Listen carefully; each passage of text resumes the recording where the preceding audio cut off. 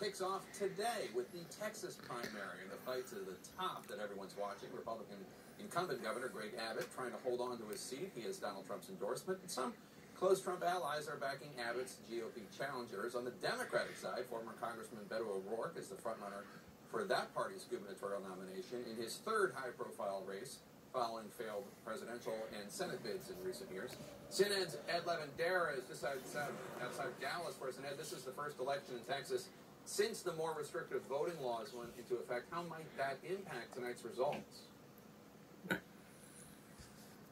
Well, we are already seeing a number of headaches across the state in the weeks leading up to the election during the early voting period. And a lot of it stems from confusion over identification requirements for mail-in ballots. If you look at several prominent counties here in Texas, in Harris County, we were told that about 30% of mail-in ballots have been deemed and flagged as faulty because of ID requirements on those ballots. In Travis County, where Austin is, it's about 12%. We are here in McKinney, Texas, in Collin County, and we were just told by election officials here that there's questions with about 14% of these mail-in ballots.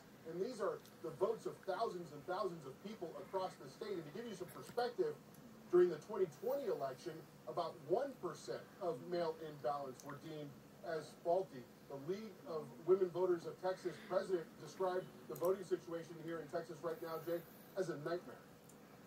And Ed, in order to win a primary race in Texas, candidates have to get a clear majority of the vote, 50% plus one vote. That is an underlying factor. In another hot race today, the Republican primary for Attorney General. Right. So as you mentioned, Greg Abbott off the top. He's facing two other challenges who are primarying him from the right.